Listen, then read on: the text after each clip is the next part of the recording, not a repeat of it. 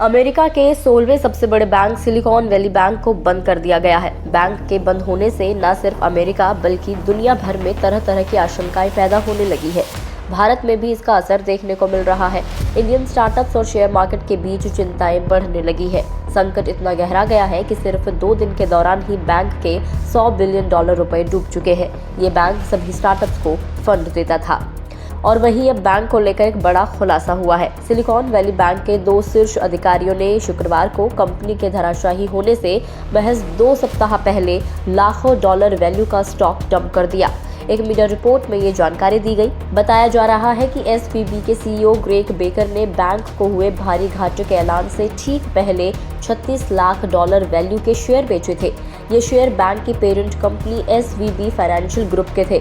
इन्हें एक trading plan के तहत बेचा गया था। घाटे के ऐलान के बाद कंपनी के शेयर्स में बहुत बड़ी गिरावट आई। 27 फरवरी को 12,451 शेयर्स की बिक्री, जो 1 साल से ज्यादा समय में उनकी पहली बिकवाली थी।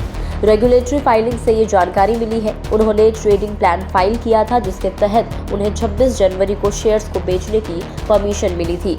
न्यूज़वीक ने बताया कि उसी दिन बैंक के तीसरे in command CFO Daniel Beck ने शेयर्स में $5,75,180 की बिक्री की।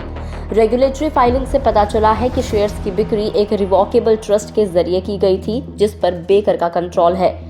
वहीं शुक्रवार को सिलिकॉन वैली बैंक धराशायी हो गया। लिक्विडिटी की आशंका के कारण California department of financial protection and innovation द्वारा शुक्रवार को फर्म को अचानक बंद कर दिया गया। एसवीबी ने खुलासा किया कि उसने अपने बॉन्ड होल्डिंग की $51 बिलियन की बिक्री से $1.8 बिलियन का नुकसान उठाया। इसके अलावा न्यूयॉर्क पोस्ट ने यह बताया है कि बेकर और बेक ने इनसाइडर ट्रेडिंग को विफल करने के लिए एसई द्वारा स्थापित एक कानूनी कॉर्पोरेट व्यापार योजना में अपने बड़े हिस्से को बेच दिया। इसलिए स्पष्ट नहीं है कि सीईओ और सीएफओ को पता था कि कंपनी सिर्फ 2 सप्ताह में गिर जाएगी। आपको बता दें कि बेकर ने जिस कॉर्पोरेट ट्रेडिंग प्लान का इस्तेमाल किया वो किसी तरह से गैर कानूनी नहीं है। Securities and exchange commission SEC ने 2000 में इस प्लान की शुरुआत की थी। इसे इनसाइडर ट्रेडिंग के मामलों पर अंकुश लगाने के लिए शुरू किया गया था। इसमें यह तय किया गया था कि अगर कोई एग्जीक्यूटिव शेयर बेचना चाहता है तो उसे तय तारीख के अंदर ही शेयर बेचने होंगे।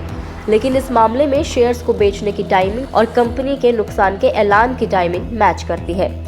एक्सपर्ट्स का ये भी कहना है कि बेकर ने जिस प्लान का इस्तेमाल किया उसमें कई तरह की कमियां दिखती हैं। इसमें अनिवार्य कूलिंग ऑफ पीरियड की कमी दिखती है। यूनिवर्सिटी ऑफ पेनिसिल्वेनिया के वॉर्टन स्कूल के प्रोफेसर डैन टेलर ने कहा कि हो सकता है कि बेकर ने 26 जनवरी को जब प्लान की मंजूरी हासिल की तब उन्हें कैपिटल जुटाने के प्लान की जानकारी नहीं हो। अगर शेयर बेचने के प्लान के लिए मंजूरी लेते वक्त उन्हें पूंजी जुटाने को लेकर चल रही बातचीत की जानकारी थी तो ये मामला बहुत गंभीर है। एसईसी ने दिसंबर में नए नियमों को मंजूरी दी थी। इसमें कहा गया था कि ज्यादातर एग्जीक्यूटिव ट्रेडिंग प्लान में कम से कम 90 दिन का कूलिंग ऑफ पीरियड होगा। इसका मतलब है कि प्लान के बाद वो नए शेड्यूल के लिए 3 महीने के लिए ट्रेड नहीं कर सकते और ये नियम 1 अप्रैल से लागू होने वाला है।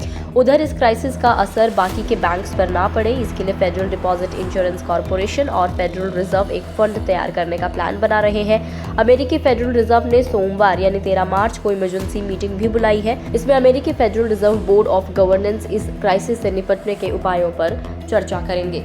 खैर, इस रिपोर्ट में इतना ही। आपको रिपोर्ट कैसी लगी हमें कमेंट करके जरूर बताएं। अगर आप इस वीडियो को फेसबुक पर देख रहे हैं तो फेसबुक पेज को लाइक करें और अगर आप हमें यूट्यूब पर देख रहे हैं तो यूट्यूब चैनल को सब्सक्राइब करना ना भूलें।